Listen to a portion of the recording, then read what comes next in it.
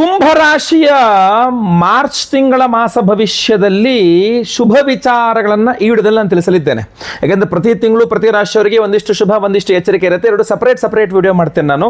So ಈ ವಿಡಿಯೋದಲ್ಲಿ ಕುಂಭರಾಶಿಯವರಿಗೆ March ತಿಂಗಳಲ್ಲಿ ಏನು ಒಳ್ಳೆಯದಾಗಲಿದೆ ಅನ್ನುವಂಥದ್ದು ಹೇಳ್ತೇನೆ. ಇನ್ನೊಂದು ವಿಡಿಯೋ ಮಾಡಿ ಏನೇನು ಸಮಸ್ಯೆಗಳಾಗಬಹುದು ಅನ್ನುವಂಥ ಹೇಳ್ತೇನೆ. ಯಾಕೆಂದರೆ ಎರಡೂ ಇರ್ತದೆ ಆದ ಕಾರಣ. ಮತ್ತು ಇನ್ನೊಂದು ಇಂಪಾರ್ಟೆಂಟ್ ವಿಚಾರ ಅಂದರೆ ಮಾರ್ಚ್ ತಿಂಗಳಲ್ಲೇ ಆ ಸ್ಟಾರ್ಟಿಂಗಲ್ಲೇ ಮಹಾಚಂದ್ರಗ್ರಹಣ ಇದೆ. ಅದು ಗೋಚಾರನೂ ಇದೆ, ಆಚರಣೆಯೂ ಇದೆ, ಎಲ್ಲದೂ ಇದೆ. ಸೊ ಅದ್ರ ಬಗ್ಗೆನೂ ಸಪರೇಟ್ ವಿಡಿಯೋಗಳು ಬರಬೇಕಾದ ನಿಮಗೆ ಖಂಡಿತವಾಗಿ ಮಾಡಿ ಹಾಕ್ತಾನೆ.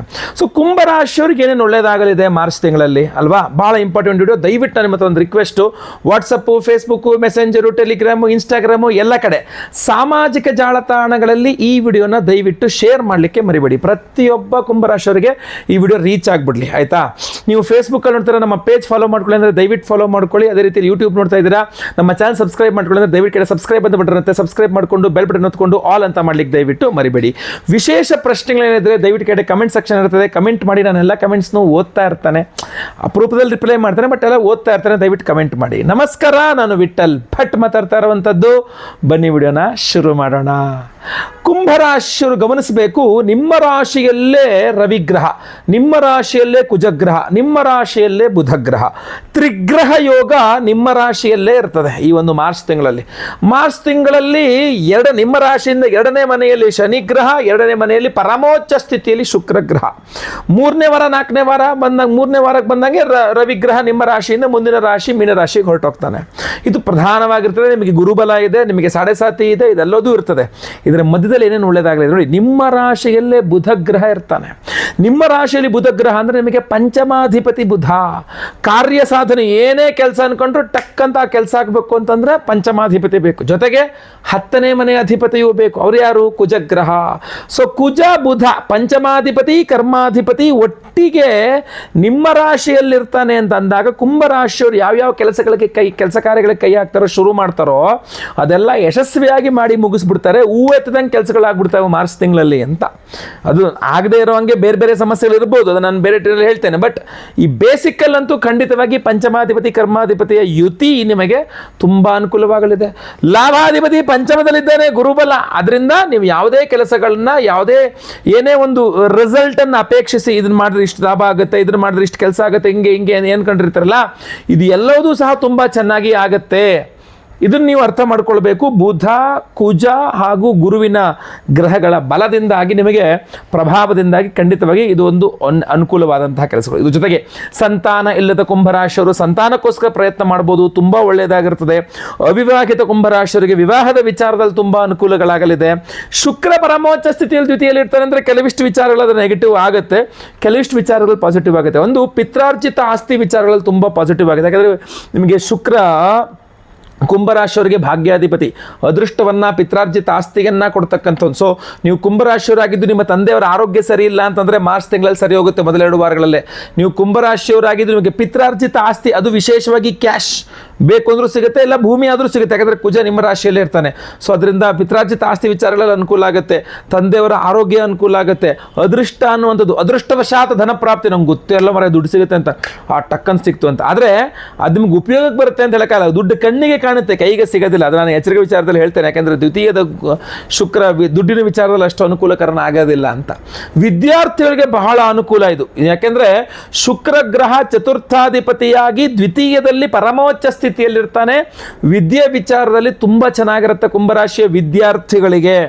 ಅದರಲ್ಲೂ ನೀವೇನಾದ್ರು ಏನೋ ಮಾರ್ಕೆಟಿಂಗು, ಅದರಲ್ಲಿ ಅಂತ ಹೇಳ್ತೀವಿ ನಿಮಗೆ MBA ಏನೋ ಮಾಸ್ಟರ್ ಆಫ್ ಬಿಸ್ನೆಸ್ ಅಡ್ಮಿನಿಸ್ಟ್ರೇಷನ್ ಇರ್ತಲ್ಲ, ಅದನ್ನು ಓದ್ತಕ್ಕಂಥವ್ರಿಗೆ ಇರಬಹುದು. ಅಥವಾ ನೀವೇನಾದರೂ ಫ್ಯಾಷನ್ ಡಿಸೈನಿಂಗ್ ಮಾಡ್ತಾ ಇದ್ದರೆ ತುಂಬ ಒಳ್ಳೆ ಚೆನ್ನಾಗಿ ಅಧ್ಯಯನ ಮಾಡಬಹುದಾಗಿರ್ತದೆ. ಈ ಡಿಸೈನಿಂಗ್ ರಿಲೇಟೆಡ್ ಆಗಿರ್ತಕ್ಕಂಥದ್ದು, ಹಣಕಾಸು, ಫಿನಾನ್ಸ್ ರಿಲೇಟೆಡ್ ನೀವೇನೇ ಅಧ್ಯಯನ ಮಾಡ್ತಾ ಇದ್ರು, ಓದ್ತಾ ಇದ್ರು, ವಿದ್ಯಾರ್ಥಿ ಆಗಿದ್ರು, ತುಂಬ ಚೆನ್ನಾಗಿರುತ್ತೆ. ರಿಸಲ್ಟ್ಸ್ ಕೂಡ ತುಂಬ ಚೆನ್ನಾಗಿರುತ್ತೆ ವಿದ್ಯಾರ್ಥಿಗಳಿಗೆ. ಅದೇ ರೀತಿಯಲ್ಲಿ ನೀವು ಗಮನಿಸಬೇಕಾಗಿರ್ತಕ್ಕಂಥ ಇನ್ನೊಂದು ವಿಚಾರ ಏನಪ್ಪ ಅಂದರೆ, ಅಷ್ಟಮಾಧಿಪತಿಯಾಗಿ ನಿಮ್ಮ ರಾಶಿಯಲ್ಲೇ ಬುಧಗ್ರಹ ಇರ್ತಾನೆ, ನಿಮ್ಮ ರಾಶಿಯಲ್ಲೇ ಕುಜಗ್ರಹನೂ ಇರ್ತಾನೆ. ಆ ಬುಧನಿಂದ ಒಂದು ಸ್ವಲ್ಪ ನಿಮಗೆ ಆರೋಗ್ಯದಲ್ಲಿ ಅನುಕೂಲತೆಗಳಿಗೆ, ಬುಧನ ಆರಾಧನೆಯಿಂದ ಸ್ವಲ್ಪ ಅನುಕೂಲ ಅಂಥೇಳಿ ಆಯ್ತಲ್ವಾ. ಸೊ ಈ ಬೇರೆ ಬೇರೆ ಗ್ರಹಗಳಿಂದ ನೆಗೆಟಿವ್ ಆದರೂ ಬುಧನ ಆರಾಧನೆ ಮಾಡ್ಕೊಂಡು ಸ್ವಲ್ಪ ಆರೋಗ್ಯವನ್ನು ಸರಿ ಮಾಡ್ಕೊಂಡ್ಬಿಡ್ಬಹುದು ನೀವು ಅಂತ. ಬಹಳಷ್ಟು ವಿಚಾರಗಳಿದೆ, ಎಚ್ಚರಿಕೆಗಳ ವಿಚಾರ, ಗ್ರಹಣದ ವಿಚಾರಗಳಿದೆ, ಅದು ಮುಂದೆ ಹೇಳ್ತೇನೆ. ಬಟ್ ಪರಿಹಾರಾದಿಗಳು ಇಷ್ಟು ಒಳ್ಳೆಯದಾದರೂ ಪರಿಹಾರಾದಿಗಳ ವಿಚಾರಗಳು ತಿಳಿಸಬೇಕು ಅಂತಂದರೆ ಬಹುಮುಖ್ಯವಾಗಿ ಶುಕ್ರನ ಬಲ ಹಾಗೂ ಕುಜನ ಬಲ ಬುಧನ ಬಲವಾಗಿ ಪರಿಗಣಿಸೋದು. ಅದು ಬುಧ ಭಾಳ ಇಂಪಾರ್ಟೆಂಟ್ ನಿಮ್ಮ ರಾಶಿಯಲ್ಲಿರೋನು. ಸೊ ಅಲ್ಲಿ ಏನು ಮಾಡ್ಕೊಳ್ಬೇಕು ನೀವು, ವಿಷ್ಣು ಸಹಸ್ರನಾಮನ ಪ್ರತಿ ದಿವಸ ಪಠನ ಓದ್ಕೊಳ್ಳೋದು, ನೀವೇ ಓದೋದು ಅಥವಾ ಕೇಳಿಸ್ಕೊಳ್ಳೋದು ಭಾಳ ಇಂಪಾರ್ಟೆಂಟ್. ನಿಮ್ಗೆ ತುಂಬ ಹೆಲ್ಪ್ ಮಾಡುತ್ತೆ ವಿಷ್ಣು ಸಹಸ್ರನಾಮ. ಇಲ್ಲ ನೀವೇನಾದ್ರು ಮಾಡ್ತಿದ್ರೆ ಗುರುಗಳೇ ಅಂದರೆ ಖಂಡಿತವಾಗಿ ನಾವು ಮಾಡ್ತಾ ಇದ್ದೇವೆ. ಯಾಕೆಂದರೆ ಮಹಾಚಂದ್ರಗ್ರಹಣ ಸಂಭವಿಸ್ತಾ ಇದೆ, ಆದ್ದರಿಂದ ನಾವು ಶಾಂತಿಯನ್ನು ಮಾಡ್ತಾ ಇದ್ದೇವೆ, ನಾವು ವಿಶೇಷ ಪರಿಹಾರ ಮಾಡಿ ವಿಶೇಷ ಪ್ರಸಾದವನ್ನು ಕೊಡ್ತಾ ಇದ್ದೇವೆ. ಅದ್ರ ಬಗ್ಗೆ ಸಹ ನೀವು ತಿಳ್ಕೊಳ್ಬಹುದು. 3ನೇ ತಾರೀಕು ಮಂಗಳವಾರ ಹುಣ್ಣಿಮೆಯ ದಿವಸ ಮಹಾಚಂದ್ರಗ್ರಹಣ ಸಂಭವಿಸ್ತಾ ಇದೆ. ಇದು ಭಾರತದಲ್ಲಿ ಕಾಣಿಸ್ತಾ ಇದೆ, ನಮಗೆಲ್ಲರಿಗೂ ಸಹ ಆಚರಣೆಗೂ ಸಹ ಇದೆ.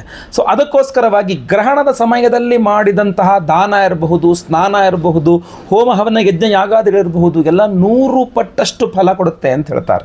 ಸೊ ಆದ್ದರಿಂದಾಗಿ ನಾನು ಅವತ್ತಿನ ದಿವಸ ಅಂದರೆ ಮಹಾಚಂದ್ರಗ್ರಹಣದ ದಿವಸವೇ ಚಂದ್ರಗ್ರಹಣದ ಸಮಯದಲ್ಲಿಯೇ ವಿಶೇಷವಾಗಿ ನಾವು ಮಹಾಚಂದ್ರಗ್ರಹಣ ಶಾಂತಿ ಹೋಮವನ್ನು ಮಾಡ್ತಾ ಇದ್ದೇವೆ. ಆ ಚಂದ್ರಗ್ರಹಣ ಶಾಂತಿ ಹೋಮವನ್ನು ಅಷ್ಟೇ ಅಲ್ಲದೆ ಅದೊಂದು ಪರ್ವಕಾಲ. ಆ ಗ್ರಹಣದ ಸಮಯದಲ್ಲಿ ಮಾಡುವಂತಹ ಹವನ ಪೂಜೆಗಳು ತುಂಬ ಪವರ್ಫುಲ್ ಆಗಿರುತ್ತೆ. ಆದ್ದರಿಂದ ನಾವು ಲಕ್ಷ್ಮೀ ಕುಬೇರ ಹೋಮವನ್ನು ಮಾಡ್ತಾ ಇದ್ದೇವೆ. ಲಕ್ಷ್ಮೀ ಕುಬೇರ ಹೋಮವನ್ನು ಮಾಡಿ ಅದ್ರ ಜೊತೆಗೆ ರಣಮೋಚಕ ಮಹಾಗಣಪತಿ ಮಂತ್ರ ಹವನವನ್ನು ಮಾಡ್ತಾ ಇದ್ದೇವೆ. ಅಂದರೆ ಸಾಲಬಾಧೆಗಳ ಪರಿಹಾರಕ್ಕೋಸ್ಕರ ವಿಶೇಷವಾಗಿರತಕ್ಕಂಥ ರಣಮೋಚಕ ಗಣಪತಿ ಸ್ವರೂಪ ಇದೆ. ಆ ಸ್ವರೂಪ ಚಿಂತನೆ, ಆ ಸ್ವರೂಪದ ಆರಾಧನೆ ಹೋಮಗಳನ್ನು ಮಾಡ್ತಾ ಇದ್ದೇವೆ. ಸಂತಾನ ಗೋಪಾಲಕೃಷ್ಣ ಹೋಮ, ಆಶ್ಲೇಷ ಬಲಿ ಪೂಜೆ, ಸರ್ಪಶಾಂತಿ ಹೋಮ. ಈ ಬಾರಿಯ ವಿಶೇಷವಾಗಿರತಕ್ಕಂಥ ಪ್ರಸಾದವನ್ನು ನೀವು ಗಮನಿಸಬೇಕು. ಧನಾಕರ್ಷಕ ಮಣಿ ನಿಮಗೆ ಸ್ಕ್ರೀನ್ ಮೇಲೆ ಕೂಡ ಭಾಳ ಸ್ಪಷ್ಟವಾಗಿ ಕಾಣ್ತಾ ಇರ್ಬೋದು. ರಾ ಪೈರೈಟ್ ಇದು ಇದು ಫುಲ್ ಇದರಲ್ಲಿ ಯಾವುದೇ ರೀತಿ ಪ್ರೊಸೆಸ್ಡ್ ಇಲ್ಲದಂತಹ ಒರಿಜಿನಲ್ ರಾ ಧನಾಕರ್ಷಕ ಮಣಿ ಇದು. ಸೊ ಈ ಒಂದು ಮಣಿಯನ್ನು, ಈ ಒಂದು ಧನಾಕರ್ಷಕ ಮಣಿಯನ್ನು ಮಾರ್ಚ್ 3ನೇ ತಾರೀಕು ಮಹಾಚಂದ್ರಗ್ರಹಣದ ದಿವಸ ಚಂದ್ರಗ್ರಹಣದ ಸಮಯದಲ್ಲಿಯೇ ನಾವು ಲಕ್ಷ್ಮೀ ಕುಬೇರ ಹೋಮ, ರಣಬಾಧಾ ನಿವಾರಕ ಮಹಾಗಣಪತಿ ಹವನ, ಚಂದ್ರಗ್ರಹಣ ಶಾಂತಿ, ಆಶ್ಲೇಷ ಬಲಿ ಪೂಜೆ, ಸಂತಾನ ಗೋಪಾಲ ಕೃಷ್ಣ ಹೋಮ, ಗುರುಶಾಂತಿ ಶನಿಶಾಂತಿ ಸಹಿತ ಮಹಾನವಗ್ರಹ ಶಾಂತಿ ಹೋಮಗಳು, ಸರ್ಪಶಾಂತಿ ಹೋಮ ಆಗಿ ವಿಶೇಷವಾದಂಥ ಹೋಮಗಳು ಇದನ್ನು ಎನರ್ಜೈಸ್ ಮಾಡಿ ನಿಮಗೆ ಕಳಿಸ್ಕೊಡ್ತಾ ಇದ್ದೇವೆ. ಸೊ ಪ್ರತಿಯೊಬ್ಬರೂ ಸಹ ನೀವು ಇದನ್ನು ಇಟ್ಕೊಳ್ಬಹುದು. ನಿಮ್ಮ ದೇವರ ಮನೇಲಿ ಇಟ್ಕೊಳ್ಬಹುದು, ನಿಮ್ಮ ಪರ್ಸ್ನಲ್ ಕ್ಯಾರಿ ಮಾಡಬಹುದು, ನಿಮ್ಮ ಲಾಕರ್ ಇರ್ತಾ ಲಾಕರಲ್ಲಿ ಇಟ್ಕೊಳ್ಬಹುದು. ಅದ್ಭುತವಾಗಿರ್ತಕ್ಕಂಥ ಒಂದು ವಿಚಾರ. ನಿಮ್ಮ ಸಾಲಬಾಧೆಗಳು ಪರಿಹಾರ ಆಗಬೇಕು, ವ್ಯವಹಾರಕ್ಕೆ ಏನು ದುಡ್ಡು ಬೇಕು ದುಡ್ಡು ಸಿಗುವಂಗಾಗಬೇಕು, ಅಥವಾ ನಿಮಗೆ ನೀವು ಮಾಡಿದಂಥ ಕಷ್ಟಾರ್ಜಿತ ದುಡ್ಡು ನಿಮಗೆ ಸಿಗುವಂಗಾಗಬೇಕು, ಹಣಕಾಸಿನ ವಿಚಾರದಲ್ಲಿ ನಿಮಗೆಲ್ಲೂ ಮೋಸ ಆಗಬಾರದು, ಮನೆಯಲ್ಲೂ ಬಡತನ ಅನ್ನುವಂಥದ್ದು ಇರಬಾರ್ದು, ನೀವು ಅಂದ್ಕೊಂಡಿದ್ದೆಲ್ಲ ಸಾಧಿಸಬೇಕು ಅನ್ನುವ ಕಾರಣಕ್ಕೆ ಮಹಾಚಂದ್ರಗ್ರಹಣದ ದಿವಸ ಮಹಾಚಂದ್ರಗ್ರಹಣದ ಸಮಯದಲ್ಲಿಯೇ ನಾವು ಇದೊಂದು ವಿಶೇಷವಾದ ಆರಾಧನೆಯನ್ನು ಮಾಡ್ತಾ ಇದ್ದೇವೆ. ಸಂಕಲ್ಪ ಸೇವೆ ಕೊಟ್ಟಂತಹ ಪ್ರತಿಯೊಬ್ಬರದ್ದು ಸಹ ಗ್ರಹಣದ ದಿನವೇ ಲೈವಲ್ಲಿ ನಿಮ್ಮ ಹೆಸರು ಸಂಕಲ್ಪ ಆಗುತ್ತೆ. ನಿಮ್ಮ ಹೆಸರು ಸಂಕಲ್ಪ ಆಗೋದು ನೀವು ನೋಡ್ಕೊಳ್ಬಹುದಾಗಿರ್ತದೆ. ನನಗೇನು ಲಿಸ್ಟ್ ಓದಿದ್ದೀನಿ: ಚಂದ್ರಗ್ರಹಣ ಶಾಂತಿ ಹೋಮ, ಮಹಾಕುಬೇರ ಲಕ್ಷ್ಮಿ ಹೋಮ, ರಣಮೋಚಕ ಗಣಪತಿ ಹೋಮ, ಸಂತಾನ ಗೋಪಾಲ ಕೃಷ್ಣ ಹೋಮ, ಆಶ್ಲೇಷ ಬಲಿ ಪೂಜೆ, ಸರ್ಪಶಾಂತಿ ಹೋಮ, ಗುರುಶಾಂತಿ ಶನಿಶಾಂತಿ ಸಹಿತ ಮಹಾನವಗ್ರಹ ಶಾಂತಿ ಹೋಮಗಳನ್ನೆಲ್ಲ ಸಹ ನೀವು ಲೈವಲ್ಲಿ ನೋಡ್ತಾ ಇರಾ. ಎಲ್ಲ ಹೋಮಗಳನ್ನು ಲೈವಲ್ಲಿ ನೋಡ್ತೀರಾ. ಎಲ್ಲ ಹೋಮಗಳ ಭಸ್ಮ, ನಾಗಾರಾಧನೆ, ಅರಿಶಿನ ಪ್ರಸಾದ ಸಹಿತ ಈ ವಿಶೇಷ ಮಹಾಚಂದ್ರಗ್ರಹಣದಲ್ಲಿ ಶಾಂತಿಯಲ್ಲಿ ಅಭಿಮಂತ್ರಿತ ಧನಾಕರ್ಷಕ ಮಣಿಯನ್ನು ನಿಮಗೆಲ್ಲರಿಗೂ ಸಹ ನಾವು ಸ್ಪೀಡ್ ಪೋಸ್ಟ್ ಮೂಲಕ ನಾವು ಕಳಿಸಿಕೊಡೋ ವ್ಯವಸ್ಥೆಯನ್ನು ಮಾಡ್ತೇವೆ. ಸೊ ಸ್ಕ್ರೀನ್ ಮೇಲೆ ಕಾಣುವಂಥ ನಂಬರ್ಗೆ ಬೇಗ ನಿಮ್ಮ ಹೆಸರು, ಗೋತ್ರ ಗೊತ್ತಿದ್ರೆ, ನಕ್ಷತ್ರ ಗೊತ್ತಿದ್ರೆ, ರಾಶಿ ಗೊತ್ತಿದ್ರೆ ನೀವು ಖಂಡಿತವಾಗಿ ವಾಟ್ಸಪ್ ಮಾಡ್ಕೊಳ್ಬಹುದು, ರಿಜಿಸ್ಟರ್ ಆಗಬಹುದಾಗಿರ್ತದೆ.